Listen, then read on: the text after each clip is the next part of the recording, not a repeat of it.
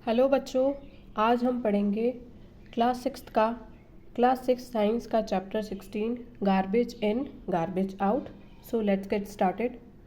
इसमें first topic है garbage के बारे में कि गार्बेज क्या होता है। गार्बेज को हम हिंदी में बोले सिंपल कचरा, कचरे को हम बोलते हैं गार्बेज।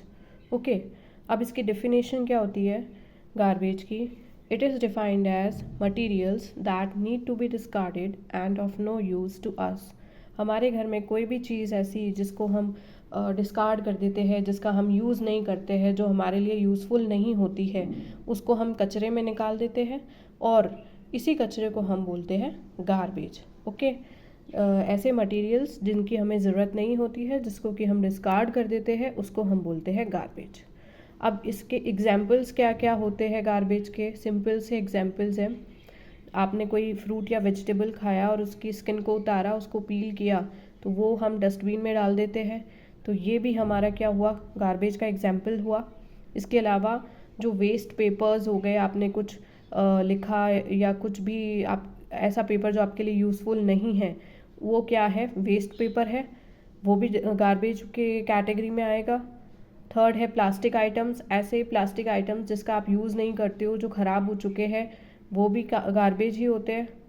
टॉफ़ी के रैपर्स, कोल्ड ड्रिंक के कैंस, एम्प्टी कैंस, चिप्स के packets, empty packets, used plastic के बैग्स जो होते हैं जिसमें हम कुछ लेकर के आते हैं मार्केट से, और अगर वो प्लास्टिक बैग फट चुके होते हैं तो उसका कुछ यूज़ होता नहीं है, तो उसको भी हम कचरे में डाल देते हैं, गार्बेज में डाल देते हैं।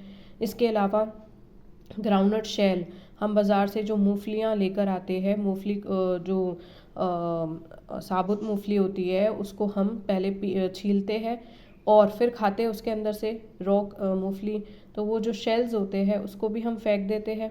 इसके अलावा ब्रोकन टॉयज़, ओल्ड कपड़े, शूज़, ये सब क्या है, हमारा गार्बेज है। ओके,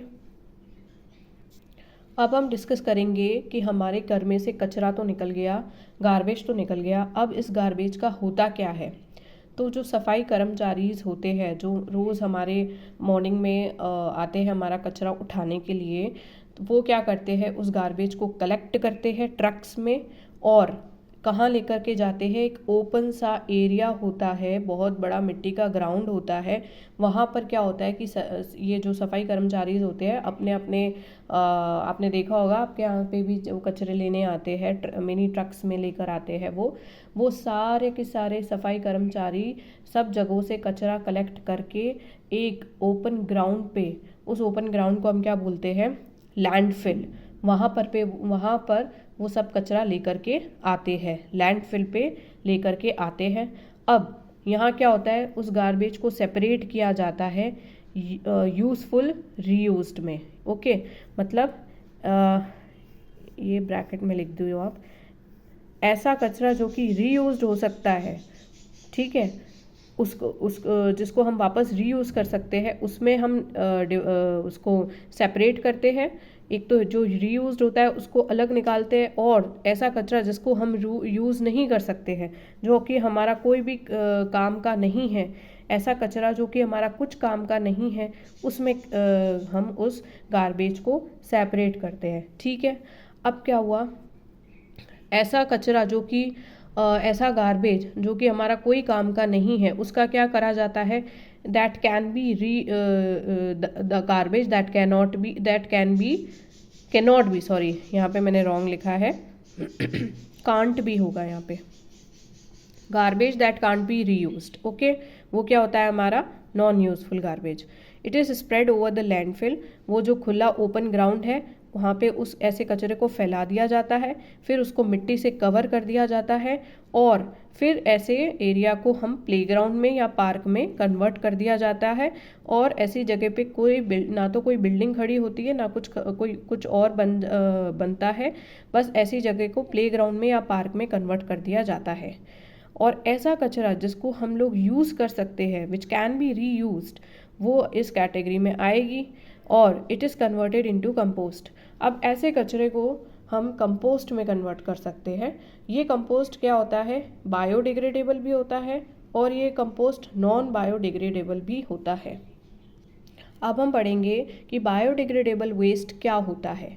ये these are the item such as egg shell, अंडों का छिलका, वेजिटेबल और फ्रूट पील्स, जो वेजिटेबल्स है और जो फल फ्रूट के छिलके, चाय की पत्ती, या फिर हमारा जो वेस्ट फूड है, ये सब किसके अंडर आता है? बायोडिग्रेडेबल वेस्ट के अंदर आता है। इसको हम क्या करते हैं? मिट्टी में मिला देते हैं और rot over time by the action of the microorganism. अब क्या करते हैं, इन सब चीज़ों को जब हम मिट्टी में मिलाते हैं तो क्या होता है कि कुछ टाइम के बाद में ये सड़ने लगता है। ये खाना क्या होता है? मिट्टी में सड़ने लगता है। कैसे, क्यों सड़ेगा? क्योंकि उसमें माइक्रो ऑर्गेनिजम्स आ जाते हैं जो उसको सड़ाने में हेल्प करते हैं। And this is not accompanied by pungent smell. अच्छा, इसमें क्या होता है कि पंजेंट स्मेल नहीं आती है। ओके, ऐसे वेस्ट में पंजेंट स्मेल, गंदी स्मेल नहीं आती है। And now this mixture of soil and the rotten organic matter can be used as manure to provide the nutrient to the plant. हम इसको क्या कर सकते हैं? एज अ खाद की तरह यूज़ कर सकते हैं प्लांट को प्रोवाइड करने के लिए। फॉर एग्जाम्पल, आप क्या करो, बनाना का जो छिलका होता है, आप उसको क्या करो, पानी में, या तो आप पानी में छोड़ दो तो उसके जो माइक्रो न्यूट्रिएंट्स होते हैं बनाना के, वो पानी में आ जाते हैं और वो पानी आप प्लांट्स और उसमें दे सकते हो।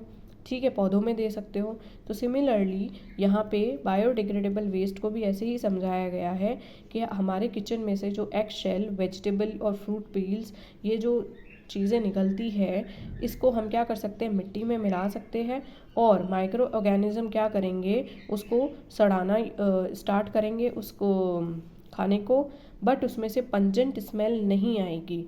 और फिर कुछ दिनों के बाद में हम इस जो बायोडिग्रेडेबल वेस्ट हो गया है हमारा, उसको हम लोग एज अ मैन्योर यूज़ कर सकते हैं to provide the nutrient to the plant. And this process of conversion of biodegradable waste into the manure for plant is known as the composting. इसको हम क्या बोलते हैं? कंपोस्टिंग बोलते हैं। इस मेथड को हम क्या बोलते हैं? कंपोस्टिंग बोलते हैं। ये बायोडिग्रेडेबल जो हमारा वेस्ट था, किचन वेस्ट था, उसको हमने मेन्योर के फॉर्म में यूज़ करा, मेन्योर बना दिया हमने उसको। क्या बना दिया? मेन्योर बना दिया। और इस प्रोसेस को हम क्या बोलते हैं? कंपोस्टिंग। उसके बाद हमारा सेकंड पॉइंट आता है जो कि है नॉन बायोडिग्रेडेबल वेस्ट। अब नॉन बायोडिग्रेडेबल वेस्ट का हम क्या करते हैं? These are the item. इसमें कौन कौन से आइटम्स आएंगे?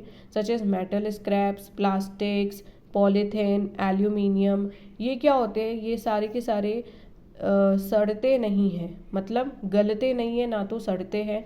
ये ऐसे के ऐसे ही पड़े हुए रहते हैं। ओके, ये इसको माइक्रो ऑर्गेनिज्म, ये अगर मिट्टी में भी डाल के रखेंगे हम प्लास्टिक पॉलीथीन वगैरह को, तो माइक्रो ऑर्गेनिज्म इसको सड़ा नहीं सकते हैं। ओके, तो ये क्या होते हैं? बायोडिग्रेडेबल वेस्ट होते हैं। इन सम सिटीज़ और the municipalities provide the separate dustbin.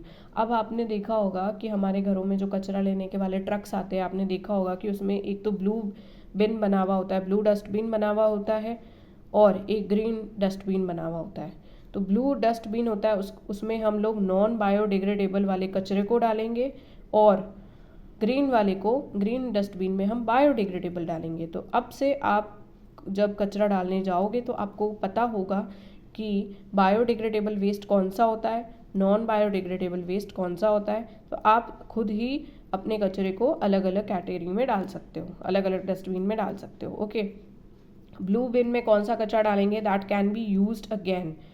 इसमें हम उस कचरे को डालेंगे जो कि हम वापस से यूज़ ले सकते हैं। प्लास्टिक का हम वापस यूज़ ले सकते हैं, मेटल, ग्लास, पॉलीथीन, इन सब का यूज़ ले सकते हैं हम। ओके, तो इसको हम डालेंगे ब्लू वाले डस्टबिन में। ओके, और that is rot completely when buried in the soil. ऐसा कचरा जो कि मिट्टी में डालने पे पूरा का पूरा रॉट हो जाता है, सड़ जाता है, जैसे कि किचन वेस्ट, प्लांट और एनिमल वेस्ट, ये क्या होता है? बायोडिग्रेडेबल वेस्ट है, तो उसको हम डालेंगे ग्रीन डस्टबिन में। इसके अलावा apart from this, garbage heaps of dried leaves, husk of crop plants after harvesting should be allowed to be processed by the authorities. इसके अलावा आपकी बुक में ये भी लिखा गया है कि हाँ, ये हम कभी कभी रोड्स पे देखते हैं कि बहुत सारी सूखी पत्तियों का एक ढेर लगा हुआ होता है, या फिर क्रॉप को हार्वेस्ट करने के बाद में जो उसका हस्क बचता है उसको क्या करते हैं? फार्मर्स जला देते हैं, और जो सूखी पत्तियाँ है उसको भी जला दिया जाता है। तो इन सब की बर्निंग से क्या होता है कि बहुत से टॉक्सिक फ्यूम्स रिलीज़ होते हैं हमारे एटमॉस्फेयर में। इसलिए गवर्नमेंट और अथॉरिटीज़ मना करती है कि हमें ये जो सूखी पत्तियाँ है या तो फिर हस्क है उसको जलाना नहीं चाहिए। आज के चैप्टर में हम इतना ही पढ़ेंगे। इसके आगे का पार्ट हम नेक्स्ट वीडियो में पढ़ेंगे।